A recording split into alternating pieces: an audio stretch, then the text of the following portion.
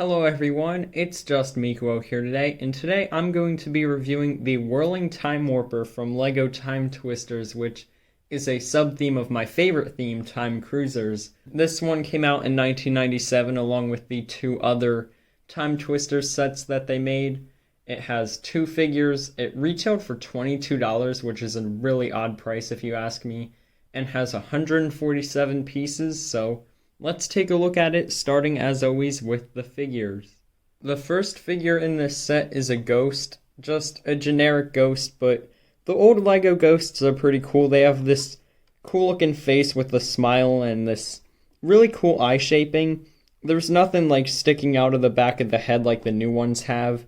It does glow in the dark, so maybe I'll have a demonstration of that right now. Here's the ghost glowing in the dark. I figured out that if you turn flash on and then turn it off, gets him to glow quite a bit, so that's pretty cool. This one in particular is equipped with a glass cup here, or like a chalice, and a suitcase, which are both pretty cool pieces to get, I think. Underneath the ghost, I'm not going to take off the piece because you're just going to see a plain white torso and legs and plain black head. The other figure in the set has two names for some reason. They call him Professor Millennium and also Commodore Schmidt. Professor Millennium sounds more Time Twisters to me, so I'm going to go with that. This is a pretty cool figure. I believe the torso is exclusive to the character, but he does come in one of the other Time Twister sets. Pretty interesting with like overalls, I guess, and this stripe pattern there. There's no back printing or anything. He also gets these yellow shoulder pads, which is cool. I'm not sure how common the yellow ones are, so it's nice to get them in that color. He has this black cap here, and I absolutely love this face print. He has like hair here, these very awkwardly shaped eyebrows, and this beard. And what's really funny about this is that the beard kind of pushes the mouth up a little bit, and the face just looks really condensed, and I absolutely love it. Depending on how you look at it, the smile could also be a nose. Think about that. Moving on to the build, this is where the set really shines. The figures are nice, but like this build, I love. I know it doesn't look like much, it actually looks really awkward, and the shaping, especially here with this piece, is weird. That shaping kind of bothers me, but I still love this set overall. It has one wheel in the front there, and then two in the back, and the back also has a lot going on, but we'll get there. Up front still, we have this like dome cockpit area here, which has this interesting attachment that they don't use for these kinds of domes anymore, but I guess that was just something that they used back then. It's kind of interesting nowadays. Then inside there is a seat for one figure. Not much of an interior. There's also flames in the back, and you can see that the entire base is like this really weird piece that to me looks like a bathtub. If I turn it over, you can see the bottom. Very interesting piece there. But yeah, you can take your Professor Millennium / Commodore Schmidt, whatever you want to call him, and he sits on 4 studs, and I don't like 4 stud seats, so I don't actually push him in all the way. And he still stays pretty well as long as you just get him in there a little bit. Do have to lean him forward though so he actually fits.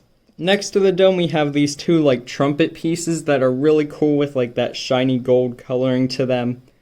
And then moving on to the side here we have some interesting horse armor and a dragon arm with a crossbow.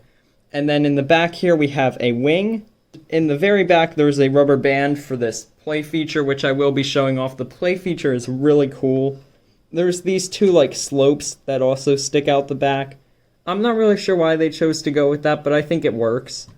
There's a little like prison piece here too. The window here is actually a little different. Like the sides here are a little thicker, and I think that's pretty cool. They don't have that piece anymore. And then the other side also has a bat on it, but other than that, it's just the same as the other one. There's also these skull heads with top hats at the top here, and that is also part of the play feature, as well as this like hypnotic thing in the middle. And there's this case here, which has a bunch of really cool pieces in it, so let's take a look at those. So if you open the case, which isn't super easy to do, you have to take it apart quite a bit. There's lots of cool stuff in here. You get two of these like silver shiny knives that I think are really cool. You get red magic wands, or translucent red. There's a few of the old Lego coin design in here. I don't think I can really fish any of those out. There's this crystal and silver, like the knives, which is really nice. And then there's like multicolored studs, and you can see those gold coins I was talking about. So lots of unique pieces in there, and I think that it's nice that they include them, and it's also really fun to watch them move in the play feature that I will be demonstrating right now.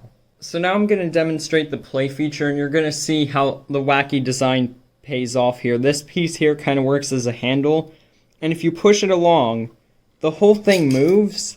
The propeller spins this, the skeletons move up and down, these things move up and down. It's a lot of movement, and I think it is really cool. It's a lot of fun to just move it back and forth and just watch it move. It's a really cool design. I love how they did that. My only complaint with this set would be the instruction booklet, which isn't really important, but it's really tall, and then it only even shows half the set. You actually have to open the whole thing to get a view of the whole set, which is why I didn't include it in the background like I normally would, because, like, why would they do that? It's just a really stupid design choice in my opinion. There is, however, some cool art in here I really like. Or I guess it's not art, but just pictures, and I like the backgrounds that they have there too. That's a really cool page. You already know how I feel about this set, but my Time Cruisers bias aside, I do really think that this is worth having. It's not that expensive. I think that the $27 that I was able to find it for used is pretty fair. Not too much over the original retail, and you get that really fun play feature with it, and this just really wacky build. And the figures, the ghost is cool to have, you can use them for anything. And the other guy has that really funny face. So I really feel like everything you're getting here is just amazing. And again, I am partially biased here because I just love Time Cruisers, but I really think this is a fun one with that play feature. So that's my review. I hope you guys enjoyed, and I will see you in another one.